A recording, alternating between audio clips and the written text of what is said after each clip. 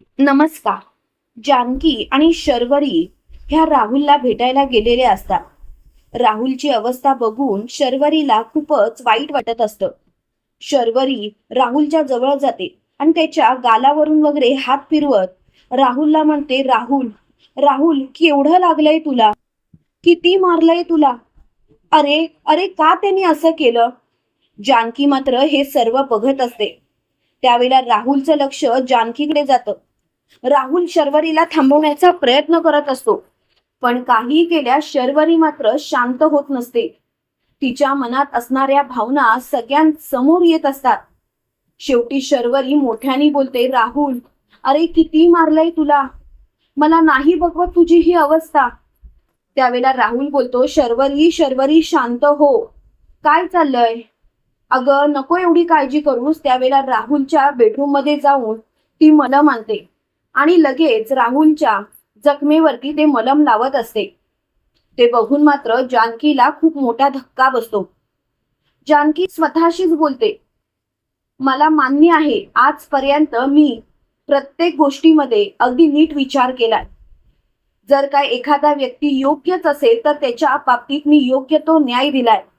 पण आता जर का ही व्यक्ती चुकीची वागत असेल तर मात्र मी अजिबात माफ करणार नाही.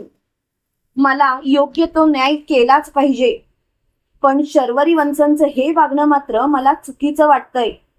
शर्वरी वंशनच्या डोळ्यामध्ये राहुल विषयीची काळजी खूपच दिसतेय. नाही, माझ्या नजरेआड काही होतंय का? नक्कीच माझ्या नजरेआड कोणत्या तरी गोष्टी होत आहेत. आता मला नीट विचारच केला पाहिजे नक्की काय आहे ते. पण मला समजतच नाही. पण काय करू मी, मलाच कळत नाही. पण आता मात्र मी शांत बसणार नाही. तेवढ्यात मात्र शर्वरी शांत होते आणि शर्वरीचं लक्ष जानकीकडे जातं. शर्वरी स्वतःशीच बोलते, बाप रे, हे मी काय करत होते? मी तर सगळाच घोटाळा करत होते. मला तर आता सगळं काही कळून चुकलंय. जानकी बहिणीला संशय यायला नको म्हणून ती लगेच राहुल पासून लांब होते आणि ती राहुलला बोलते, राहुल, माणुसकी म्हणून मी तुझ्या जखमेवरती मीठ लावलं. ती स्वतःची बाजू सावरण्याचा प्रयत्न करत असते.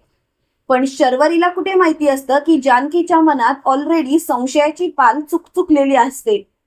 त्याच वेळेला जानकी शर्वरीला बोलते, शर्वरी वंश, तुम्ही नका काळजी करू, आपण निघूया का? आणि राहुल, मी तुझे हात जोडून माफी मागते. ऋषिकेश आणि सौमित्र भाऊजी जे काही वागले ते चुकीचंच वागले. तुम्ही अजिबात काळजी करू नका, सगळं काही नीटच होईल. आणि त्यावेळेला राहुल बोलतो, जानकी वहिनी, प्लीज प्लीज जानकी वहिनी, तुम्हाला माफी मागायची गरज नाही. जानकी वहिनी, तुम्ही कशाला माफी मागताय? त्यावेळेला जानकी बोलते, मग काय करू? मलाच कळत नाहीये काय करू मी. मुळात ऋषिकेशनी असं वागायला नको होतं. ऋषिकेश असं कधीच वागत नाही. रागाच्या भरात हे त्यांच्याकडून होऊन गेलं. त्यासाठी तू मला माफ कर. आणि ती शर्वरीचा हात धरते आणि शर्वरीला घेऊन घरी आलेली असते. घरी येताच शर्वरी म्हणते, जानकी वहिनी, मला माहिती आहे तुला खूपच ते विचित्र वाटलं असेल, पण खरं सांगू का, त्याच्या जखमा बघितल्या आणि मला खरंच खूप वाईट वाटलं. एक मैत्रीण म्हणून मी त्याच्या जखमेवरती मलम लावलं, बाकी काही नाही. त्यावेळेला जानकी बोलते, शर्वरी वंश, तुम्ही एवढं स्पष्टीकरण का देताय? कारण मी तर तुमच्याकडे स्पष्टीकरण मागितलंच नाही. आणि शर्वरी वंश, तुम्हाला स्पष्टीकरण द्यायची गरजच नाहीये. कारण खरं काय ते मला कळलंय. अहो, तुम्ही एक मैत्रीण म्हणूनच त्याच्या जखमेवरती मलम लावलं, हे मला कळलंय. तुम्ही जा, आराम करा. आणि एवढा घाणेरडा विचार मी नाही करणार. तेव्हा मात्र शर्वरी तिथून निघून जाते. इकडे ऋषिकेश बेडरूम मध्ये असतो. जानकी येताच ऋषिकेश जानकीला म्हणतो, जानकी, अगं कुठे होतीस? किती वाट बघितली मी तुझी. त्यावेळेला जानकी बोलते, ऋषिकेश, मला तुमच्याशी बोलायचं नाही. ऋषिकेश, तुम्ही असं कसं काय वागू शकता? ऋषिकेश, मला तुमच्याकडून ही अपेक्षा नाहीच आहे. तेव्हा लगेच ऋषिकेश बोलतो, बस जानकी, म्हणजे तुला सर्व गोष्टी कळाल्यात. म्हणजे तू त्या राहुललाच भेटायला गेली असशील. तेव्हा जानकी बोलते, हो, कारण तुम्ही चुकीचं वागलात ऋषिकेश. माझे ऋषिकेश असे कधीच नव्हते. ते प्रत्येक गोष्टीचा सारासार विचार करायचे आणि तुम्ही मात्र एवढं घाणेरडं केलं.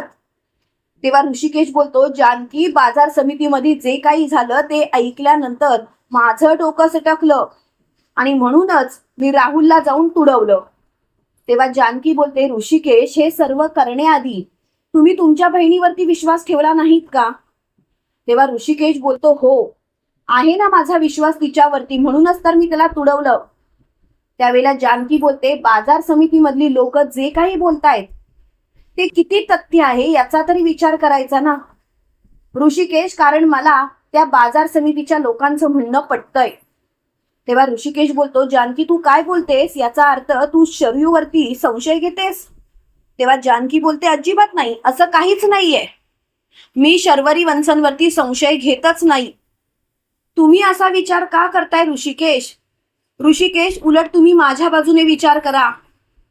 ऋषिकेश, मी असं बोलतेय कारण मी जेव्हा शर्वरी वंशनना तिथे घेऊन गेले होते तेव्हा राहुलच्या जखमा बघून त्यांच्या डोळ्यात जी चमक होती ना, जी काळजी होती ना, जी काळजी मला तुम्हाला काही झालं तर माझ्या डोळ्यात असते, माझ्या मनाची जी घालमेल होते तशीच सेम काळजी त्यांच्या डोळ्यात मी बघितली.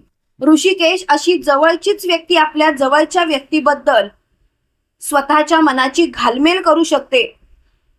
ऋषिकेश, तुम्ही खूपच चुकीचं वागलात. तेव्हा ऋषिकेश बोलतो, एवढ्याशा साध्या गोष्टीवरून तू शर्वरीला जज केलंस? तेव्हा लगेच जानकी बोलते, अजिबात नाही. ऋषिकेश, काहीतरी मोठं आहे जे आपल्या नजरेआड होतंय आणि तेच आपल्याला शोधलं पाहिजे. शर्वरी वंश आपल्या डोळ्यात धूळ फेकताय. तेव्हा लगेच ऋषिकेश बोलतो, जानकी, आजपर्यंत तुझी कोणती गोष्ट ऐकली नाही असं नाही, तुझ्या प्रत्येक गोष्टी ऐकल्या, तुझ्या प्रत्येक गोष्टींच्या पाठीशी ठामपणे उभा राहिलो, पण आता मात्र तू चुकीचं बोलतेस. तेव्हा जानकी बोलते, नाही ऋषिकेश, मी चुकीचं बोलतच नाहीये. ऋषिकेश, जे काही खरं आहे तेच मी बोलतेय. माझ्यावरती विश्वास ठेवा ऋषिकेश, मी खोटं का बोलेन? तेव्हा ऋषिकेश बोलतो, खरं सांगू, तू खोटं जर का काही बोलत नशील तर तू असं का वागतेस? जानकी, तूच विचार कर ना, तू किती चुकीचं वागतेस ते. तेव्हा जानकी बोलते, अजिबात नाही ऋषिकेश, मी चुकीचं वागतच नाहीये. आपण शर्वरी वंशनच्या मोबाईलची झडती घेतलीच पाहिजे, त्यांचा मोबाईल चेक केलाच पाहिजे. त्यावेळेला ऋषिकेश बोलतो, जानकी, जानकी, विचार कर, आपण जर का तिचा मोबाईल चेक केला आणि त्याच्यात काही नसलं तर मात्र सगळं काही संपलं. काय करायचं आपण? त्यावेळेला लगेच मोठ्याने जानकी बोलते, ऋषिकेश, या वेळेला मात्र तशी गडबड नाही होणार. या वेळेला तुमच्या हातात पुरावे असणार आणि पुरावे सुद्धा चोख असणार. इकडे शर्वरी झोपलेली असते. जानकी शर्वरीच्या रूम मध्ये अलगद जाते आणि शर्वरी झोपले याचा अंदाज ती घेते.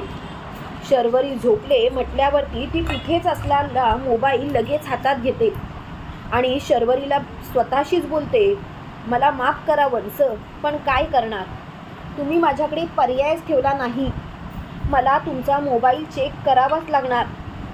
आणि ती मोबाईल घेते आणि बाहेर आलेली असते. त्यावेळेला ऋषिकेश बोलतो, जानकी, परत एकदा विचार कर. त्यावेळेला जानकी बोलते, अजिबात नाही, मला विचार करायचाच नाहीये. आणि जानकी लगेच तिचा मोबाईल उघडते. मोबाईलमध्ये असलेले फोटो बघून जानकीला धक्काच बसतो. ऋषिकेश लगेच जानकीला बोलतो, काही नाही आहे ना, मला माहितीच होतं काहीच नसणार, पण काय करणार, तुझ्या पुढे काही चालत नाही ना, बघितलं शेवटी तोंडावरच आपटलीस ना. तेव्हा लगेच जानकी बोलते, ऋषिकेश, जरा शांत व्हा. अहो, मी जर का तोंडावरती आपटली असती ना तर मला आवडलंच असतं, पण ऋषिकेश तसं काहीच नाही आहे. ऋषिकेश, मी तोंडावर नाही आपटले तर सगळं सत्य तुमच्या समोर आहे. ऋषिकेश बघा, तुम्हीच मोबाईल बघा. आणि ऋषिकेश लगेच तो मोबाईल घेतो. मोबाईलमधले ते घाणेरडे फोटो बघून ऋषिकेशला मात्र धक्काच बसतो. ऋषिकेश बोलतो, बाप रे, हे सर्व काय आहे? तेव्हा जानकी बोलते, खरं सांगू, हे सर्व काय आहे ते? शर्वरी वंश या राहुलच्या प्रेमात पडल्यात. मुळात त्यांचं दोघांचंही प्रेम आहे. आपल्या डोळ्यात त्या धूळ फेकतायत. तेव्हा लगेच ऋषिकेश बोलतो, हे शर्वरीने मात्र चांगलं केलं नाही. याचा अर्थ विक्रांतरावांना मारण्याच्या पाठीमागे शर्वरीचा हात असू शकतो. तेव्हा जानकी बोलते, हे मी सांगू शकत नाही, पण आपल्याला आता पुरावे शोधावेच लागतील. आणि आता मागून वार करायचा नाही ऋषिकेश, तर उद्या सकाळी आपण हा जाप शर्वरी वंशांनाच विचारायचा. तेव्हा मात्र ऋषिकेश बोलतो, जानकी आपण शांततेने घेतलं पाहिजे. तुला माहिती आहे ना आई कसं वागते ते. प्रत्येक वेळेला आई शर्वरीचीच बाजू घेते. तेव्हा जानकी बोलते, हो पण त्यांना या गोष्टी दिसतीलच ना. त्यांना जर का या गोष्टी दिसल्या तर नक्कीच ते आपल्या पाठीमागे उभ्या राहतील. आणि म्हणूनच जानकी सकाळी उठल्यानंतर हॉलमध्ये असते, त्यावेळेला शर्वरी मात्र तिचा मोबाईल शोधत असते. शर्वरीला तिचा मोबाईल मिळतच नसतो. ती स्वतःशीच बोलते, माझा मोबाईल कुठे गेला. त्यावेळेला ती मोठ्याने ओरडत बाहेर येते आणि जानकीला बोलते, जानकी वहिनी माझा मोबाईल पाहिलास का. तेव्हा लगेच जानकी बोलते, काय झालं शर्वरी वंश, तुमचा मोबाईल तर तुमच्या सोबतच असणार ना. शर्वरी वंश तुम्ही इथे कुठे बाहेर ठेवला होतात का. त्यावेळेला शर्वरी बोलते, नाही जानकी वहिनी, अगं मी कशाला बाहेर ठेवू, मोबाईल तर माझ्या उशाशीच होता. त्यावेळेला लगेच मोठ्याने ऋषिकेश बोलतो, शर्यू हा आहे का तुझा मोबाईल, हाच शोधतेस ना तू. त्यावेळेला लगेच शर्वरी बोलते, दादा अरे माझा मोबाईल तुझ्याजवळ कसा काय. सगळेजण तिथे आलेले असतात. त्यावेळेला ऋषिकेश बोलतो, माझ्याजवळ, अगं मीच काल रात्री तुझा मोबाईल घेतला. तेव्हा शर्वरी बोलते, प्लीज दादा असं कोणाच्याही पर्सनल गोष्टीला हात लावायचा नसतो, एवढे मॅनर्स नाही आहेत का.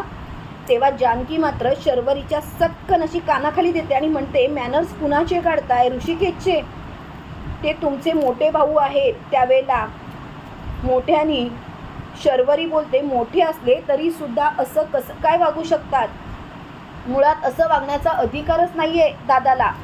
त्यांनी माझा मोबाईल कसा काय चेक केला. त्यावेळेला सुमित्रा बोलते, असं का वागलास तू ऋषिकेश, तुला असं वागायची गरज काय होती. तेव्हा लगेच ऋषिकेश बोलतो, आई शांत हो. पण शर्यू अगं तू एवढी का चिडलेस, असं काय आहे या मोबाईलमध्ये. त्यावेळेला मात्र शर्वरी बोलते, काही असेल पण तुला असं घ्यायची गरजच नव्हती. त्यावेळेला जानकी बोलते, त्यांच्या पर्सनल गोष्टी आपल्या समोर आल्या ना, म्हणून त्या घाबरल्या, बरोबर ना. तेव्हा मात्र मोठ्याने शर्वरी बोलते, कसल्या पर्सनल गोष्टी. जानकी वहिनी तुम्हाला जर का माझ्यावरती संशयच घ्यायचा असेल ना, तर मी इथून निघून जाते. आई बघितलंस ना काय चाललंय ते. त्यावेळेला मात्र सुमित्रा बोलते, काय चाललंय काय तुमचं, आधी ती ऐश्वर्या आणि आता तुम्ही. त्यावेळेला ऐश्वर्या बोलते, आई प्लीज येऊन जाऊन माझ्यावरतीच येऊ नका, मी जे काही बोलते ना ते खरंच बोलते, पण तुमचा मात्र माझ्यावरती विश्वासच नाही आहे. आई तुम्ही असं कसं काय बोलू शकता, अहो जरा तरी विचार करा बोलण्याआधी. त्यावेळेला लगेच मोठ्याने जानकी बोलते, आई मुळात ऐश्वर्या जे काही बोलत होती ना तेच खरं आहे. त्यावेळेला मोठ्याने शर्वरी बोलते, काय बोलायचं आहे तुला जानकी वहिनी, याचा अर्थ तू मला एड्यात करतेस. जानकी वहिनी तू माझ्याबद्दल असं कसं काय बोलू शकतेस. त्यावेळेला जानकी बोलते, बस झालं शर्वरी वंश, अहो किती अजून खोटं बोलणार आहात, खरंच तुमच्या या गोष्टीचा ना त्रास होतोय. शर्वरी वंश प्लीज स्वतःला शांत करा आणि नीट विचार करा की तुम्ही किती चुकीचं वागताय ते. तेव्हा मात्र शर्वरी बोलते, पुरे मला आता कोणाचं काहीच ऐकायचं नाही, आता सगळं काही संपल्यात जमाय. त्यावेळेला ऋषिकेश शर्वरीच्या समोर मोबाईलमधले फोटो धरतो आणि ऋषिकेश शर्वरीला बोलतो, अजून काही बोलायचं आहे. त्यावेळेला शर्वरी चांगलीच चपापते. त्यावेळेला सुमित्रा बोलते, असं काय आहे जे बघितल्यानंतर शर्वरीची पूर्णपणे घालमेल झाली आहे. त्यावेळेला ऋषिकेश बोलतो, शर्यू बोल ना, हे सर्व काय आहे, तुम्ही असं का वागलात, खोटं का बोललात आमच्याशी. अगं जानकी तर तुझ्या पाठीशी ठामपणे उभी होती, तिने तर तुला सोडवण्यासाठी किती प्रयत्न केले आणि तू मात्र तिच्याच डोळ्यात धूळ फेकलीस, लाज कशी वाटत नाही. त्यावेळेला शर्वरी बोलते, दादा प्लीज माझं ऐकून घे. तेव्हा सुमित्रा बोलते, असं काय आहे तुम्ही आमच्यापासून लपवताय. त्यावेळेला ती मोबाईल खेचून घेते आणि मोबाईलमधले फोटो बघताच सुमित्राच्या पायाखालची जमीनच सरकते. सुमित्रा बोलते, शर्वरी अगं हे सर्व काय आहे, अगं तू या मुलाच्या मिठीमध्ये काय करतेस, तुला कळतंय का. त्यावेळेला ऐश्वर्या तो फोटो बघताच बोलते, वाह वाह शर्वरी वाह. जानकी, मी तुला सांगत होते ना ही मुलगी दिसते तशी नाही, पण नाही, तुझा माझ्यावरती विश्वासच नाही. तुझा कोणावरती विश्वास तर हिच्यावरती. बघितलंस काय झालं ते. जानकी, नाही नाही, ठेव तू हिच्यावरतीच विश्वास ठेव, कारण हीच योग्य आहे ना. त्यावेळेला जानकी बोलते, ऐश्वर्या शांत हो, मला सगळं काही समजून चुकलंय. ऐश्वर्या प्लीज स्वतःला शांत कर. त्यावेळेला ऐश्वर्या बोलते, पुरे, मला आता काही एक ऐकायचं नाही. जे काही होतं ते तुमच्या समोरच होतं ना. ऐश्वर्या, आता मला कळून चुकलं की शर्वरी वंश आम्हाला फसवत होत्या, पण शर्वरी वंश मी शांत नाही बसणार. आता मात्र मला जाब विचारायचा आहे, तुम्ही असं का वागलात, का माझ्या भावनांशी खेळलात. मी तर तुम्हाला प्रत्येक गोष्टीमध्ये साथ दिली, पण तुम्ही मात्र मला तोंडघशी पाडलं.